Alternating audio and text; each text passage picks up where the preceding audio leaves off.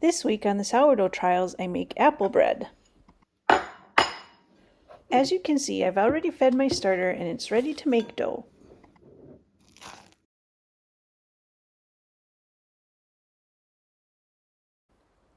I start with a half a cup of starter.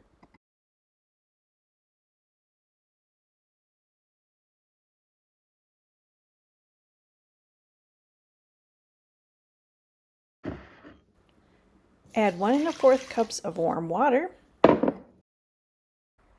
and whisk to break up the starter.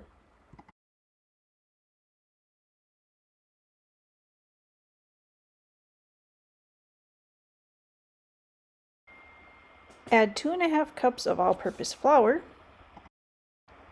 and 1 teaspoon of salt.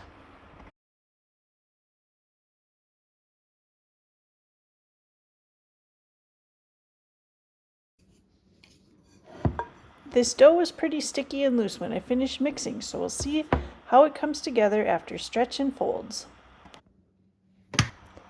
While the dough was resting, I took 2 wrinkly apples out of my refrigerator, cut them into slices, peeled and cored, and then chopped into chunks.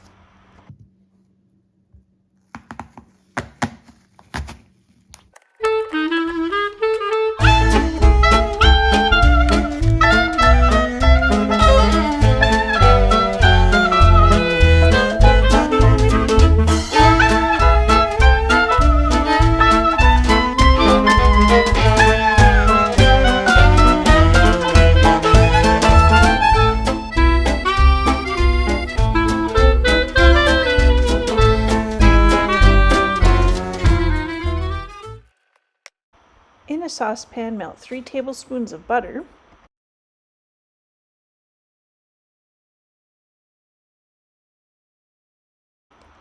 add the chopped apples,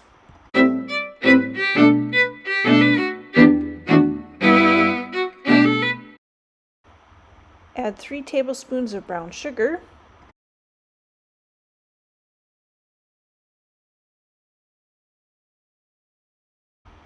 and 1 1/2 teaspoons of cinnamon.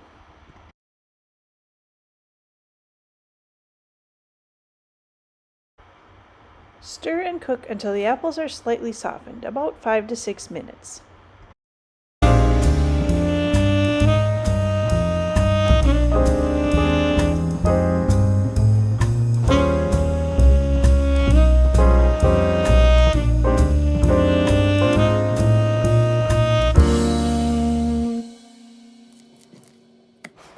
This first set of stretch and folds, the dough is still very loose and sticky.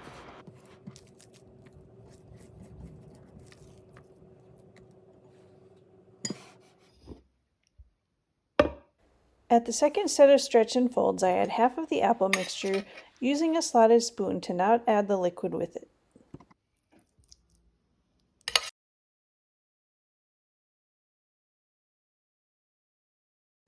Then I do my best to keep the apples contained within the dough.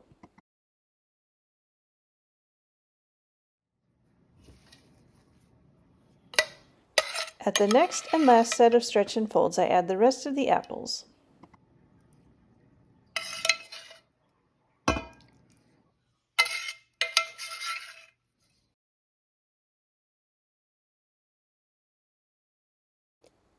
This time it's much harder to keep them contained within the dough.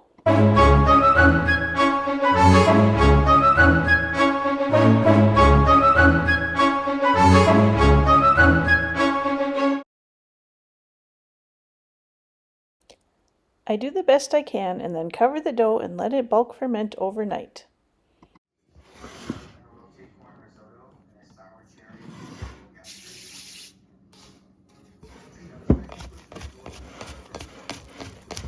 The next morning I dump the dough out onto a floured surface.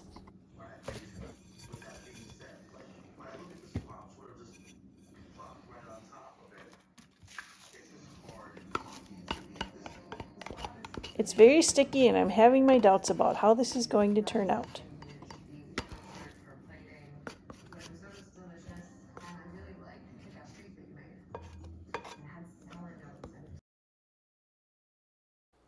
The directions say to fold it over onto itself to form a ball. I have my doubts about the ability of this dough to keep its shape, so I decided to put it into a loaf pan instead of open baking it. Once it's in the loaf pan, I covered it with a towel and let it sit for 2 to 4 hours to rise and get close to doubling. After preheating my oven to 450 degrees, I put the loaf in.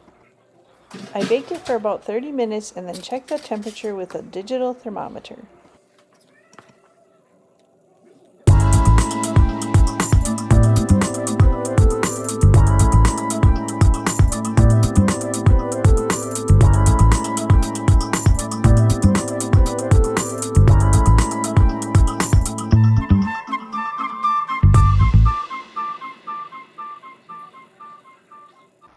It stalled around 193 degrees, so I put it back in the oven because I wanted to get to 205 to 210 degrees. And you can see on the thermometer there's still raw dough in the middle. I loosely covered with foil to keep the top from burning.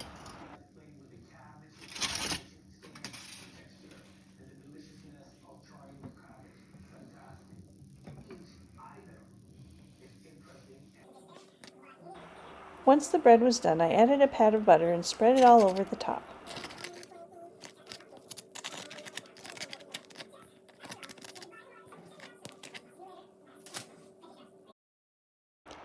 Okay, it's not the prettiest loaf.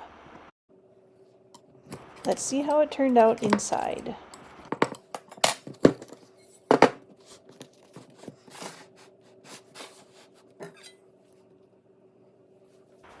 It's soft and easy to cut through. It ended up having a nice texture and the apples were spread pretty evenly throughout the bread.